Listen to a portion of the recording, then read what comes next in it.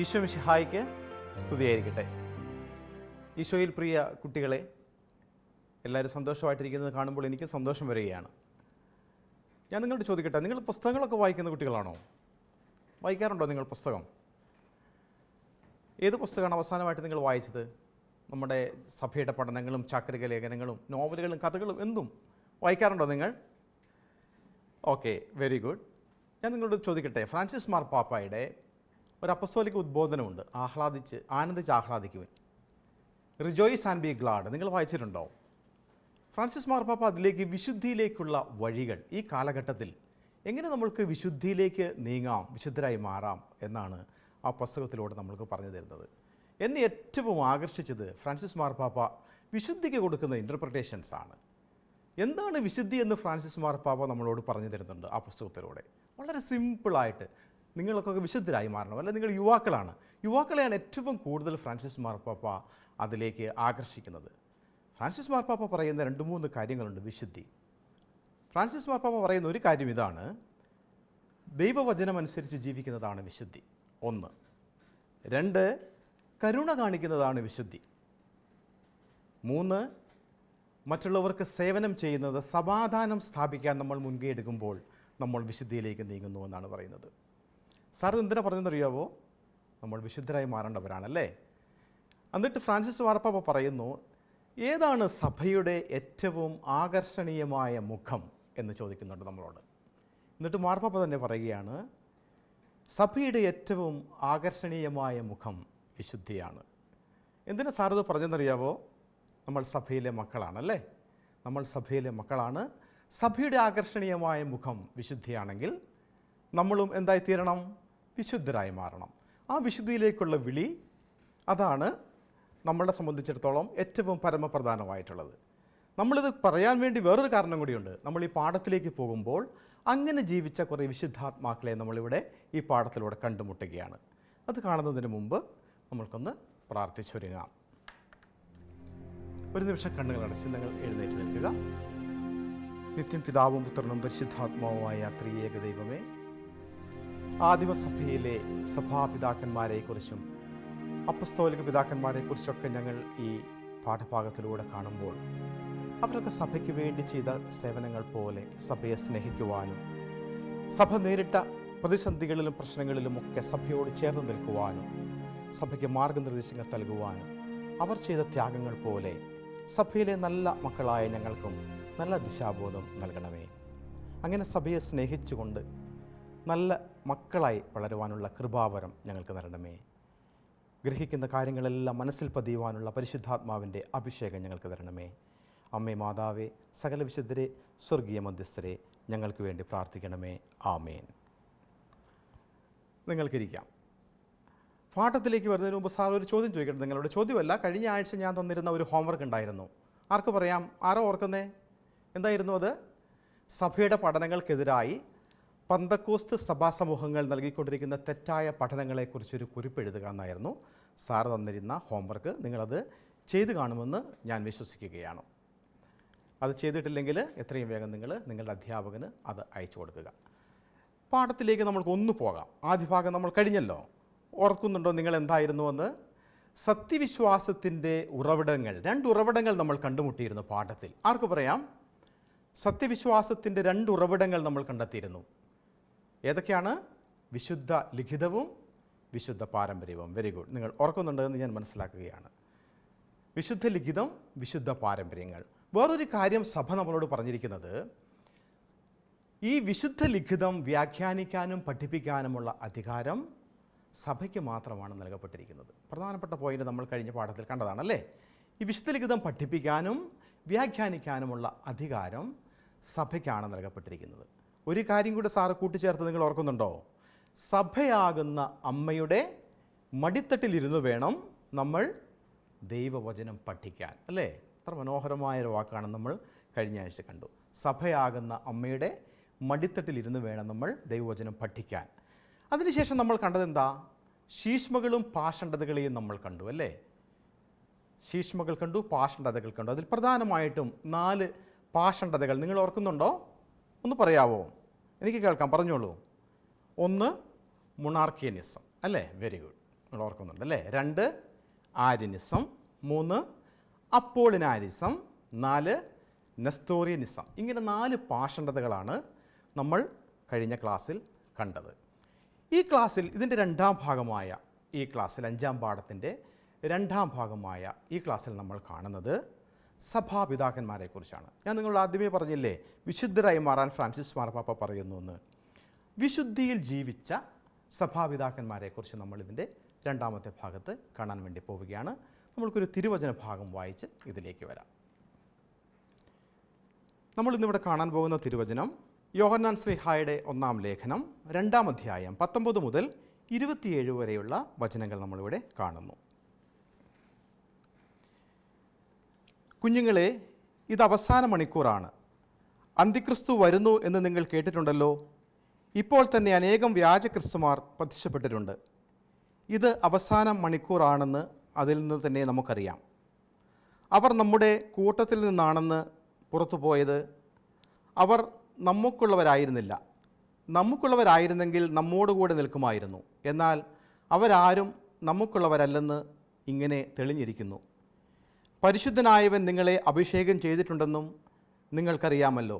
നിങ്ങൾ സത്യം അറിയായക കൊണ്ടല്ല ഞാൻ നിങ്ങൾക്ക് എഴുതുന്നത്, നിങ്ങൾ സത്യം അറിയാവുന്നതുകൊണ്ടും വ്യാജമായതൊന്നും സത്യത്തിൽ നിന്നല്ലാത്തത് കൊണ്ടുമാണ്. യേശുവാണ് ക്രിസ്തു എന്നത് നിഷേധിക്കാനല്ലാതെ മറ്റാരാണ് കള്ളം പറയുന്നവൻ? പിതാവിനെയും പുത്രനെയും നിഷേധിക്കുന്നവൻ ആരോ അവനാണ് അന്ത്യക്രിസ്തു. പുത്രനെ നിഷേധിക്കുന്നവന് പിതാവുമില്ല, പുത്രനെ ഏറ്റുപറയുന്നവന് പിതാവ് ഉണ്ടായിരിക്കും. ആരംഭം മുതൽ നിങ്ങൾ ശ്രവിച്ചത് നിങ്ങളിൽ നിലനിൽക്കട്ടെ. അത് നിങ്ങളിൽ നിലനിൽക്കുന്നെങ്കിൽ നിങ്ങൾ പുത്രനിലും പിതാവിലും നിലനിൽക്കും. അവൻ നമുക്ക് നൽകിയിരിക്കുന്ന വാഗ്ദാനം ഇതാണ്, നിത്യജീവൻ. നമ്മുടെ കർത്താവായ മിശിഹായ്ക്ക് സ്തുതി. പ്രിയ കുട്ടികളെ, നമ്മളോട് ഈ വചനം പറയുന്നത് എന്താണ്? ഒന്നാമത്തെ ഭാഗത്ത് നമ്മൾ കണ്ടത് പല രീതിയിലുള്ള പാഷണ്ഡതകളും ശീഷ്മകളും ഒക്കെ വന്നു. ആദ്യമായി നമ്മളോട് പറയുന്നു, ദൈവവചനം വ്യാഖ്യാനിക്കാനും പഠിപ്പിക്കാനുമുള്ള അധികാരം സഭയ്ക്ക് നൽകപ്പെട്ടിരിക്കുന്നു. എന്നാൽ സഭയുടെ പുറത്ത് ഉണ്ടായ സഭയുടെ പ്രബോധനങ്ങൾക്കെതിരായി തെറ്റായ രീതിയിൽ പഠനം നടത്തിയ ആൾക്കാർ വചനത്തെ ദുർവ്യാഖ്യാനം ചെയ്ത് നമ്മളോട് പഠിപ്പിക്കുന്നു. അവർക്ക് ദുരിതമെന്നാണ് ഇതിലൂടെ നമ്മൾക്ക് മനസ്സിലാകുന്നത്. അവരെ ശ്രവിക്കരുതെന്ന് പറയുന്നു. ദൈവദൂതനാണ് നിങ്ങളോട് വ്യാജം പറയുന്നതെങ്കിൽ പോലും അവർ ശപിക്കപ്പെട്ടവനാകുന്നുവെന്ന് തിരുവചനം നമ്മൾ ഇതിനു മുമ്പത്തെ പാഠത്തിൽ നമ്മൾ കണ്ടു. പൗലോസ്ലീഹ പറയുകയാണ്, ഞാനോ അല്ലെങ്കിൽ ദൈവദൂതൻ പോലും നിങ്ങളോട് വ്യാജ സന്ദേശം സുവിശേഷം പ്രസംഗിക്കുകയാണെങ്കിൽ അവർ ശപിക്കപ്പെട്ടവരാകട്ടെ എന്ന് പറയുകയാണ്. അപ്പോൾ നമ്മൾ കണ്ട ഈ പാഷണ്ഡതകളും 16-ാം നൂറ്റാണ്ട് മുതൽ ലൂതറിൻ്റെ നേതൃത്വത്തിൽ വന്ന പ്രൊട്ടസ്റ്റൻ്റ് സെക്റ്റുകളും ലൂതർ മുറുകെ പിടിച്ച സോളാ സ്ക്രിപ്തൂര, അതായത് വചനം മാത്രം മതി എന്ന ആ ഒരു പാഷണ്ഡതയും ഒക്കെ സഭയിൽ ഉണ്ടാവുകയും നമ്മളെ വ്യാജ സുവിശേഷം വഴി പലരും വഴിതെറ്റിക്കാനൊക്കെ നോക്കി. അപ്പോൾ ഈ കാലഘട്ടങ്ങളിൽ സഭയോടൊത്തു ചേർന്ന് സഭ ആകുന്ന സഭയുടെ മടിത്തട്ടിൽ അല്ലെങ്കിൽ സഭയാകുന്ന തായ്തടിയോട് ചേർന്ന് നിന്ന് സഭയെ പരിപോഷിപ്പിച്ച് ലേഖനങ്ങളിലും ആധികാരികമായ ഗ്രന്ഥങ്ങളും എഴുതി സഭയെ വളർത്തിയ ആൾക്കാരാണ് സഭാപിതാക്കന്മാരെന്ന് പറയുന്നത്. അപ്പോൾ ആ സഭാപിതാക്കന്മാരെക്കുറിച്ചാണ് നമ്മളിപ്പോൾ ഇവിടെ പഠിക്കാൻ വേണ്ടി പോകുന്നത്. നിങ്ങൾക്കറിയാം, വിശുദ്ധ ജോൺ പോൾ രണ്ടാമൻ മാർപ്പാപ്പ സഭാപിതാക്കന്മാരെക്കുറിച്ച് പറയുന്നത് നിങ്ങൾക്കിവിടെ പുറകിൽ കാണാൻ സാധിക്കും. മാർപ്പാപ്പ പറഞ്ഞത് ഇതാണ്, ക്രിസ്തു മൂലക്കല്ലും വിശുദ്ധ സ്ലീഹന്മാർ അടിസ്ഥാനവുമായ സഭാ സൗധത്തിലെ ബലമേറിയ തൂണുകളാണ് സഭാപിതാക്കന്മാർ. അപ്പോൾ സഭാപിതാക്കന്മാരുടെ പ്രസക്തി നിങ്ങൾക്ക് ഇതിൽ നിന്ന് തന്നെ നമ്മൾക്ക് ഈ വാക്കിൽ നിന്ന് മനസ്സിലാകാം.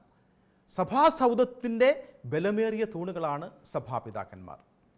നിങ്ങൾക്ക് മനസ്സിലായോ ആരാണ് ഈ സഭാപിതാക്കന്മാരെന്ന്? നമ്മൾ പിതാക്കന്മാരെന്ന് ആരെയാണ് വിളിക്കുന്നത്? നമ്മളുടെ സഭയുടെ അധികാരികളെയൊക്കെ നമ്മൾ വിളിക്കാറുണ്ടല്ലേ. അവരെല്ലാം പിതാക്കന്മാർ തന്നെയാണ്. പക്ഷേ ആദിമ സഭയിൽ 3-4 വിഭാഗത്തിൽപ്പെട്ട പിതാക്കന്മാരുണ്ടായിരുന്നു. ആ പിതാക്കന്മാരെക്കുറിച്ചുള്ള ആധികാരികമായൊരു പഠനമാണ് നമ്മൾ ഈ പാഠത്തിലൂടെ നടത്താൻ വേണ്ടി പോകുന്നത്. അപ്പോൾ നിങ്ങൾ ആദ്യം ഓർക്കേണ്ടത്, നമ്മുടെ ജോൺ പോൾ രണ്ടാമൻ മാർപ്പാപ്പ പറഞ്ഞിരിക്കുന്നത് സഭാസൗധത്തിലെ ക്രിസ്തു മൂലക്കല്ലും ശിഷ്യന്മാരടിസ്ഥാനവുമായിട്ടുള്ള സഭാസൗധത്തിലെ ബലമേറിയ തൂണുകളാണ് സഭാപിതാക്കന്മാർ എന്ന് നിങ്ങൾ നോക്കണം. ഇപ്പോൾ ആരാണ് സഭാപിതാക്കന്മാരെന്നുള്ളതിനെക്കുറിച്ച് കൂടുതലായി നിങ്ങൾക്കൊരു അവബോധം ഉണ്ടാകുന്നതിന് വേണ്ടി നമ്മൾക്കിവിടെ ഒരു വീഡിയോ കാണാം. നിങ്ങൾ ആ വീഡിയോ കണ്ടിട്ട് തിരിച്ചു വരിക.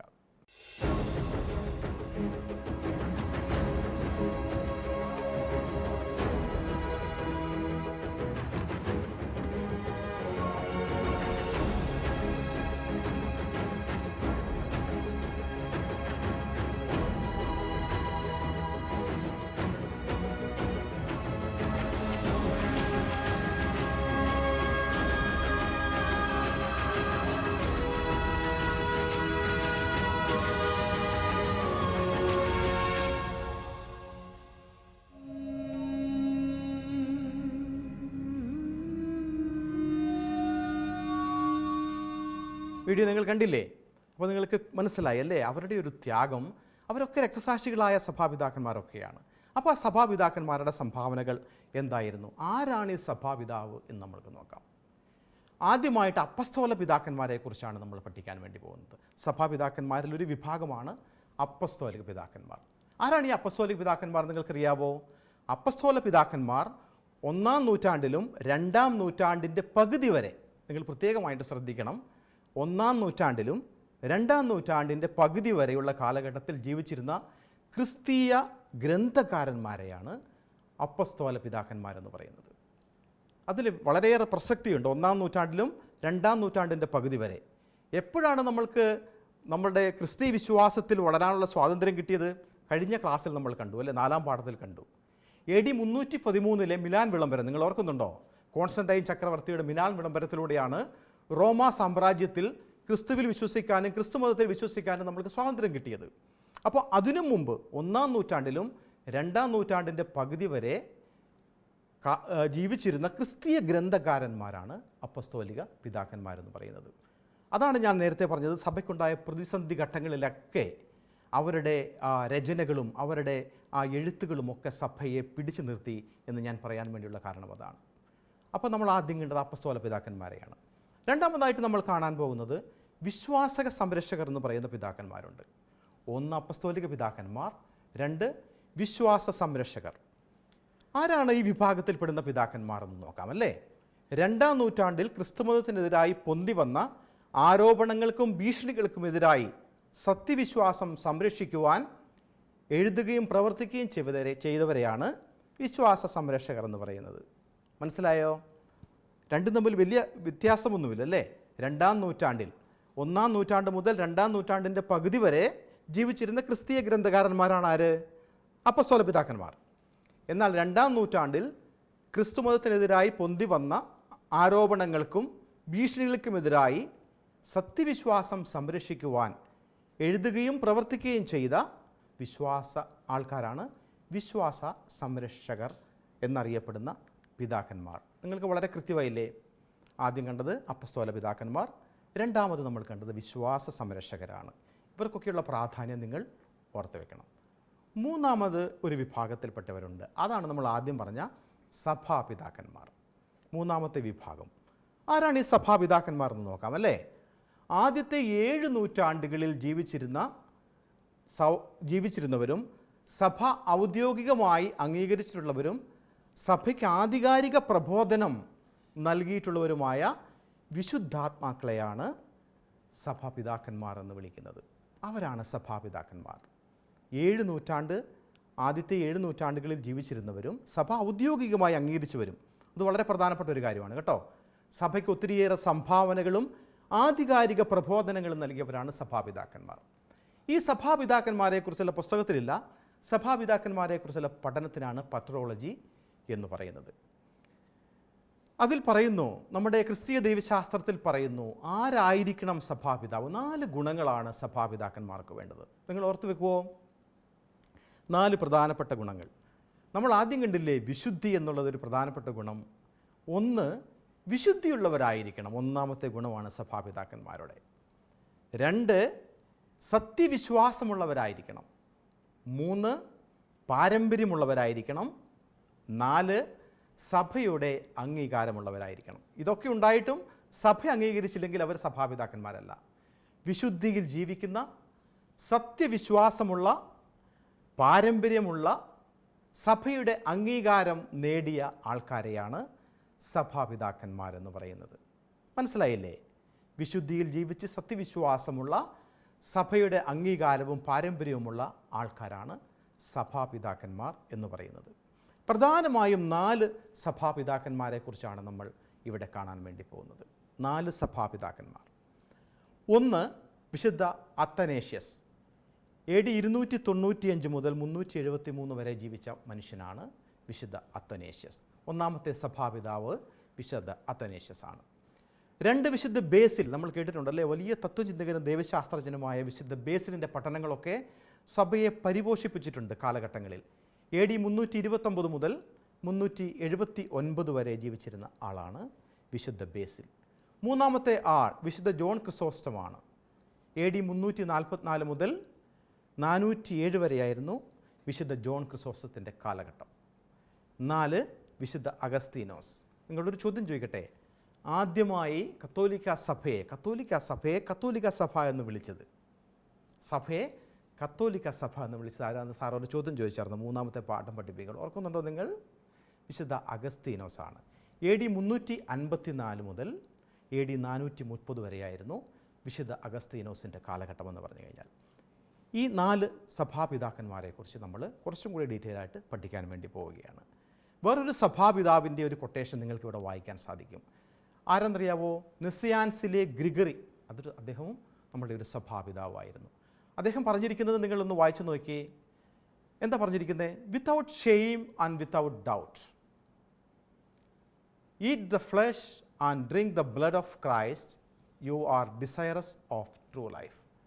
നിങ്ങൾ യഥാർത്ഥ ജീവിതം, സത്യജീവിതമാണ് അന്വേഷിക്കുന്നതെങ്കിൽ നിങ്ങൾ ഭയവും സംശയവും കൂടാതെ ഈശോയുടെ തിരുശരീര രക്തങ്ങൾ ഭക്ഷിക്കുകയും പാനം ചെയ്യുകയും ചെയ്യുക. അദ്ദേഹത്തിൻ്റെ ഒരു വലിയ പഠനമാണ്. സത്യവിശ്വാസമാണ് നിങ്ങൾ അന്വേഷിക്കുന്നതെങ്കിൽ ഈശോയുടെ തിരുശരീര രക്തങ്ങൾ നിങ്ങൾ ഒരു സംശയവും കൂടാതെ, ഒരു ഭയവും കൂടാതെ, അല്ലെങ്കിൽ ഒരു നാണക്കേട് വിചാരിക്കാതെ, without shame and without doubt, അതിലൊരു അപമാനവും വിചാരിക്കാതെ ക്രിസ്തുവിൻ്റെ ശരീരരക്തങ്ങൾ ഉൾക്കൊള്ളുക എന്ന് നമ്മളോട് നസിയാൻസിലെ വിശുദ്ധ ഗ്രിഗറി പറഞ്ഞു തരികയാണ്. അപ്പോൾ 4 സഭാപിതാക്കന്മാരെ നമ്മൾ കണ്ടു അല്ലേ? വിശുദ്ധ അത്തനേഷ്യസ്, വിശുദ്ധ ബേസിൽ, വിശുദ്ധ ജോൺ ക്രിസോസ്റ്റം, വിശുദ്ധ അഗസ്തീനോസ് അല്ലേ? കത്തോലിക്ക സഭയെ കത്തോലിക്ക സഭ എന്ന് വിളിച്ച വിശുദ്ധ അഗസ്തീനോസ്. നമുക്ക് കുറച്ചും കൂടി ഇവരെക്കുറിച്ചൊന്ന് പഠിക്കാം. ആരായിരുന്നു, അവരുടെ കാലഘട്ടമൊക്കെ ഒന്ന് പഠിക്കാം. ഇത് ക്വസ്റ്റ്യൻ പരീക്ഷയ്ക്ക് നിങ്ങളോട് വരുന്നതാണ്. മാത്രമല്ല ഇവരെക്കുറിച്ചൊക്കെ നമ്മൾ അറിഞ്ഞിരിക്കുന്നത് തീർച്ചയായിട്ടും അത്യന്താപേക്ഷിതമായ കാര്യമാണ്. ആദ്യം നമ്മൾ പഠിക്കുന്നത് വിശുദ്ധ അത്തനേഷ്യസിനെ കുറിച്ചാണ്. ആരായിരുന്നു വിശുദ്ധ അത്തനേഷ്യസ്? ഞാൻ പറഞ്ഞു അല്ലേ, AD 295 മുതൽ 373 വരെ ആയിരുന്നു അദ്ദേഹത്തിൻ്റെ കാലഘട്ടം. അലക്സാണ്ട്രിയയിൽ ജനിച്ച വിശുദ്ധ അത്തനേഷ്യസ് 328 അവിടുത്തെ മെത്രാനായി. വലിയ ദൈവശാസ്ത്രജ്ഞനും സഭാപിതാവുമാണ് അദ്ദേഹം. അലക്സാണ്ട്രിയയിൽ ജനിച്ച വിശുദ്ധ അത്തനേഷ്യസ് അവിടുത്തെ അലക്സാണ്ട്രിയയുടെ മെത്രാനായിരുന്നു. വലിയ ദൈവശാസ്ത്രജ്ഞനായിരുന്നു, വലിയ പണ്ഡിതനായിരുന്നു. ആര്യൻ പാഷാണ്ഡതയ്ക്കെതിരെ അദ്ദേഹം പൊരുതുകയും നിഖ്യ സൂനകദോസിൽ വെച്ച് അതിനെ തള്ളിക്കളയാൻ വേണ്ടി പ്രേരിപ്പിക്കുകയും ചെയ്ത വ്യക്തിയാണ് വിശുദ്ധ അത്തനേഷ്യസ് എന്ന് പറയുന്നത്. ആര്യൻ പാഷാണ്ഡതയെക്കുറിച്ച് നമ്മൾ പഠിച്ചതാണ് അല്ലേ? 4 പാഷാണ്ഡതകളെക്കുറിച്ച് നമ്മൾ പഠിച്ചിരുന്നു. അപ്പോൾ ആര്യൻ പാഷാണ്ഡതയ്ക്കെതിരെ പൊരുതിയ ഒരു വിശുദ്ധനാണ്, ഒരു സഭാപിതാവാണ് വിശുദ്ധ അത്തനേഷ്യസ് എന്ന് പറയുന്നത്. 2 നമ്മൾ കണ്ടത് വിശുദ്ധ ബേസിലിനെ കുറിച്ചാണ് അല്ലേ? AD 329 ഏഷ്യ മൈനറിലെ കേസറിയയിൽ ജനിച്ച വിശുദ്ധ ബേസിൽ കേസറിയയിലെ മെത്രാനായിരുന്നു. അപ്പോൾ വിശുദ്ധ ബേസിലും മെത്രാനായിരുന്നു അല്ലേ? വിശുദ്ധ അത്തനേഷ്യസ് മെത്രാനായിരുന്നു, വിശുദ്ധ ബേസിലും മെത്രാനായിരുന്നു. നിഖ്യ സൂനകദോസിൻ്റെ സിദ്ധാന്തങ്ങൾ പ്രചരിപ്പിക്കാനും ആര്യനിസം, സെബില്യനിസം എന്നിവയെ എതിർക്കാനും വിശുദ്ധ ബേസിൽ അശ്രാന്തം ശ്രമിച്ചു. കാരണം പാഷണ്ഡതകൾക്കെതിരെ പോരാടിയവരാണിവർ. നമ്മൾ നേരത്തെ കണ്ടു അല്ലേ? ഇതിൻ്റെ തുടക്കത്തിൽ തന്നെ കണ്ടു. പാഷണ്ഡതകൾക്കെതിരെ പോരാടിയാണ്. ആര്യനിസത്തിനെതിരെ വിശുദ്ധ അത്തനേഷ്യസ് പോരാടിയെങ്കിൽ സെബില്യനിസത്തിനും ആര്യനിസത്തിനുമെതിരെ പോരാടിയ ഒരു വിശുദ്ധനാണ് ഏഷ്യ മൈനറിലെ കേസറിയയിലെ മെത്രാനായിരുന്ന വിശുദ്ധ ബേസിൽ. ഇനി മൂന്നാമത് വിശുദ്ധ ജോൺ ക്രിസോസ്റ്റം. അദ്ദേഹവും ഒരു സഭാപിതാവായിരുന്നു. AD 344 മുതൽ 407 വരെ ജീവിച്ചിരുന്ന ഒരു സഭാപിതാവായിരുന്നു വിശുദ്ധ ജോൺ ക്രിസോസ്റ്റം. അന്ത്യോക്യയിലെ ഒരു കുലീന കുടുംബത്തിൽ ജനിച്ച് 349 ജനിച്ച ജോൺ 386 വൈദികനായി. നല്ലൊരു പ്രസംഗകനായിരുന്നു അദ്ദേഹം. വിശുദ്ധൻ്റെ പ്രധാന പ്രേക്ഷിത പ്രവർത്തനവും അതുതന്നെയായിരുന്നു. നല്ല രീതിയിൽ പ്രസംഗിക്കുന്ന വ്യക്തിയായിരുന്നു, നല്ല പ്രസംഗകനായിരുന്നു.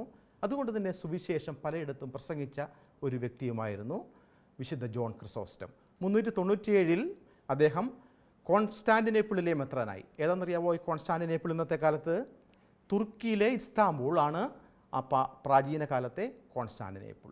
അപ്പോൾ ഈ കോൺസ്റ്റാന്റിനേപ്പിൾ ഇന്നത്തെ തുർക്കി ഇസ്താംബൂൾ ആണെന്ന് നിങ്ങളോട് ഞാൻ പറയുകയാണ് ഉണ്ടായത്.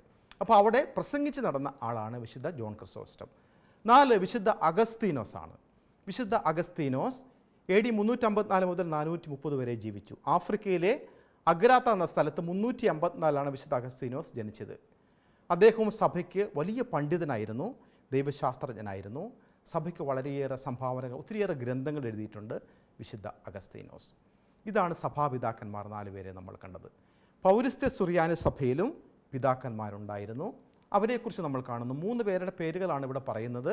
വിശുദ്ധ അപ്രയം, സറൂഗിലെ വിശുദ്ധ യാക്കോബ്, അതുപോലെ തന്നെ ലിസിബിസിലെ നർസായി. അതിലേറ്റവും പ്രധാനപ്പെട്ട ആളെന്ന് പറയുന്നത് വിശുദ്ധ അപ്രയമാണ്. നിങ്ങൾക്ക് പരീക്ഷയ്ക്കൊക്കെ 1 വേർഡ് ചോദ്യം വന്നിട്ടുണ്ട് അല്ലേ? പരിശുദ്ധാത്മാവിൻ്റെ വീണ എന്ന അപരനാമത്തിൽ അറിയപ്പെടുന്ന സഭാപിതാവ് ആര് എന്നൊക്കെ നിങ്ങൾ കേട്ടിട്ടുണ്ടാവും. അത് വിശുദ്ധ അപ്രയമാണ്. അതിന് കാരണം അഗാധമായ പാണ്ഡിത്യമായിരുന്നു അദ്ദേഹത്തിന്. അദ്ദേഹം ഗദ്യരൂപത്തിലാണ് അദ്ദേഹത്തിൻ്റെ കൃതികളെല്ലാം എഴുതിയത്. ഗദ്യരൂപത്തിലുള്ള സാഹിത്യ സൃഷ്ടിയാൽ സമ്പന്നമാണ് വിശുദ്ധ അപ്രയമിൻ്റെ കൃതികൾ. വളരെ ലളിതവും സുന്ദരവുമായ രീതിയിൽ അദ്ദേഹം എഴുതിയത് കൊണ്ട് തന്നെയാണ് അദ്ദേഹത്തിന് വന്ന പേരാണ് പരിശുദ്ധാത്മാവിൻ്റെ വീണ. കാരണം എന്താണ്? പരിശുദ്ധാത്മാവിൻ്റെ ഏറ്റവും വലിയ ഒരു അഭിഷേകമാണ് ജ്ഞാനം എന്നുള്ളത്. ആ ജ്ഞാനത്താൽ നിറഞ്ഞു നിന്ന അദ്ദേഹം എഴുതിയ കൃതികൾ പരിശുദ്ധാത്മാവിൻ്റെ വീണ എന്ന ഒരു അപരനാമം വിശുദ്ധ അപ്രയമിന് ലഭിക്കുകയുണ്ടായി. പ്രിയകുട്ടികളെ, നമ്മളിപ്പോൾ അപ്പസ്തോലിക പിതാക്കന്മാരെ കുറിച്ച് കണ്ടു, അതുപോലെ തന്നെ വിശ്വാസ സംരക്ഷകരെക്കുറിച്ച് കണ്ടു, സഭ പിതാക്കന്മാരെക്കുറിച്ച് നമ്മൾ കണ്ടു. അതുപോലെ തന്നെ നമ്മൾ സഭയെക്കുറിച്ച്, സഭയുടെ കാഴ്ചപ്പാടുകളെക്കുറിച്ച് അല്ലെങ്കിൽ സഭയുടെ ലക്ഷണങ്ങളെക്കുറിച്ച് നമ്മൾ പഠിക്കുകയുണ്ടായി. അപ്പോൾ ഇത് നമ്മൾക്ക് നൽകുന്ന ബോധ്യം എന്ന് പറഞ്ഞു കഴിഞ്ഞാൽ ഈ സഭാപിതാക്കന്മാരും അപ്പസ്തോലിക പിതാക്കന്മാരും ഒക്കെ സഭയെ സ്നേഹിച്ചിരുന്നത് പോലെ നമ്മൾക്കും സ്നേഹിക്കാനും സഭയെ സംരക്ഷിച്ചു നിർത്താനും ഉള്ള ബാധ്യത നമ്മൾക്കുണ്ട്. അതുകൊണ്ട് സഭാസൗധത്തിലെ അംഗങ്ങളായിരിക്കുന്ന നമ്മൾക്കും ഈ അപ്പസ്തോലിക പിതാക്കന്മാരോടും ഒപ്പം ചേർന്ന്, സഭാപിതാക്കന്മാരോട് ഒപ്പം ചേർന്ന് സഭയെ സ്നേഹിക്കാം, സഭയെ വളർത്താം. അതാണ് ഈ പാഠം നമുക്ക് നൽകുന്ന സന്ദേശം. ഓർമ്മിക്കാൻ വേണ്ടി ഒരു വചനം, ഈ ആഴ്ച മുഴുവൻ നിങ്ങൾക്ക് ഓർമ്മിക്കാനും ധ്യാനിക്കാനും ഒരു വചനം ഇതാണ്: ഞങ്ങൾ നിങ്ങളോട് പ്രസംഗിച്ചതിൽ നിന്ന് വ്യത്യസ്തമായി ഒരു സുവിശേഷം ഞങ്ങൾ തന്നെയോ സ്വർഗത്തിൽ നിന്ന് ഒരു ദൂതൻ തന്നെയോ നിങ്ങളോട് പ്രസംഗിച്ചാൽ അവൻ ശപിക്കപ്പെട്ടവനാകട്ടെ. ഇത് പറയാനുള്ള ഒരു കാരണമുണ്ട്. നിങ്ങളെ ആര് സത്യവിരുദ്ധ പ്രബോധനവുമായിട്ട് നിങ്ങളെ ബന്ധപ്പെട്ടാലും, ഏതെങ്കിലും ശക്തികളിൽ നിന്നോ അല്ലെങ്കിൽ മറ്റ് ഇതര ക്രിസ്തീയ വിഭാഗങ്ങളിൽ നിന്നൊക്കെ വന്ന് നമ്മുടെ സഭയെ അവഹേളിക്കുകയോ നമ്മുടെ തിരുവചനത്തെ ദുർവ്യാഖ്യാനം ചെയ്യുമ്പോഴൊക്കെ നിങ്ങൾ അതിൽ നിന്ന് മാറി നിൽക്കുക. നമുക്ക് പ്രാർത്ഥിക്കാം. ഒരു നിമിഷം കണ്ണുകളടച്ച്. കർത്താവായ ഈശോയെ, തെറ്റായ പഠനങ്ങളാലും പ്രബോധനങ്ങളാലും സ്വാധീനിക്കപ്പെട്ട് സത്യവിശ്വാസത്തിൽ നിന്ന് വ്യതിചലിച്ച് പോകാതിരിക്കാൻ ഞങ്ങളെ സഹായിക്കണമേ എന്ന് നമ്മൾക്ക് പ്രാർത്ഥിക്കാം. നമ്മൾക്ക് ഈ പാഠം നൽകുന്ന സന്ദേശവും നമ്മൾ എടുക്കേണ്ട ഒരു തീരുമാനവും നമ്മൾ പറയുകയാണ്: വിശ്വാസത്തിനും സന്മാർഗത്തിനും എതിരായ പ്രസിദ്ധീകരണങ്ങൾ ഞാൻ വായിക്കുകയില്ല. നമ്മളിത് കഴിഞ്ഞ പാഠത്തിൽ കണ്ടതാണ്. അത് ഒന്നും കൂടി അടിവരയിട്ട് പറയുന്നു: നമ്മൾ അങ്ങനെയുള്ള ഒരു സംഗതികളും വായിക്കുകയില്ല. സന്മാർഗത്തിനോ വിശ്വാസത്തിനോ എതിരായ ഒരു പ്രസിദ്ധീകരണങ്ങളും വായിക്കുകയില്ല, എഴുതുകയില്ല, അവരെ അനുകൂലിക്കുകയുമില്ല. യുവാക്കളായ നിങ്ങളാണ് കൂടുതൽ ജാഗ്രതയോടുകൂടി അതിനെ വീക്ഷിക്കേണ്ടത്. സ്വന്തമാക്കേണ്ട ബോധ്യങ്ങൾ എന്താണെന്നറിയാവോ? 2-ാം നൂറ്റാണ്ടിൽ ക്രിസ്തുമതത്തിനെതിരായി ഉയർന്നു വന്ന ആരോപണങ്ങൾക്കും ഭീഷണികൾക്കും എതിരായി സത്യവിശ്വാസം സംരക്ഷിക്കുവാൻ എഴുതുകയും പ്രവർത്തിക്കുകയും ചെയ്യുന്ന ആൾക്കാരെ ആണ് വിശ്വാസ സംരക്ഷകർ. അത് നമ്മൾ ഓർക്കണം. ആദ്യത്തെ 7 നൂറ്റാണ്ടുകളിൽ ജീവിച്ചിരുന്ന സഭ ഔദ്യോഗികമായി അംഗീകരിച്ചവരും ഗ്രന്ഥകാരന്മാരുമാണ് സഭാപിതാക്കന്മാർ. ഇവർ സത്യവിശ്വാസത്തോട് പുലർത്തിയ വിശ്വസ്തത അടുത്ത തലമുറയ്ക്ക് എന്നും മാതൃകയായിരിക്കണമെന്നും നമ്മൾ മനസ്സിൽ കരുതേണ്ടതാണ്. നമ്മൾ സ്വന്തമാക്കേണ്ട മനോഭാവം ഇതാണ്: സഭാപിതാക്കന്മാരോടും വിശ്വാസ സംരക്ഷകരോടും ആദരവോടുകൂടി പെരുമാറും. ഇതാണ് നമ്മൾ സ്വന്തമാക്കേണ്ട മനോഭാവങ്ങൾ. ഈ പാഠത്തിൽ 5 ചോദ്യങ്ങളുണ്ട്. ശീഷ്മയും പാഷണ്ഡതയും തമ്മിലുള്ള വ്യത്യാസം ഒന്നാമത്തെ ചോദ്യം. രണ്ടാമത്തെ ചോദ്യം നോട്ട് കുറിക്കുക. അപ്പസ്തോലിക പിതാക്കന്മാർ ആരൊക്കെ, അവരെക്കുറിച്ച് നോട്ട് കുറിക്കുക. ആരാണ് സഭാപിതാക്കന്മാർ? വിശ്വാസത്തിൽ അവർ വഹിച്ച പങ്കെന്ത്? മൂന്നാമത്തെ ചോദ്യം. വിശുദ്ധ അപ്പറേമിനെക്കുറിച്ച് ഒരു ചെറിയ വിവരണം എഴുതുക. പരിശുദ്ധാത്മാവിൻ്റെ വീണ നമ്മൾ കണ്ടു അല്ലേ? അദ്ദേഹത്തെക്കുറിച്ച് ഒരു ചെറിയ വിവരണം എഴുതുക. വിശുദ്ധ അഗസ്തീനോസിനെക്കുറിച്ച് ഒരു ലഘു വിവരണവും നിങ്ങൾ എഴുതുക. അത് നിങ്ങളുടെ ക്ലാസ് ടീച്ചറിന് അയച്ചു കൊടുക്കുക. പാഠം നന്നായി പഠിക്കുക, വിശ്വാസത്തിൽ വളരുക. വീണ്ടും നമ്മൾ കണ്ടുമുട്ടും. ഈശോ മിശിഹായിക്ക് സ്തുതിയായിരിക്കട്ടെ.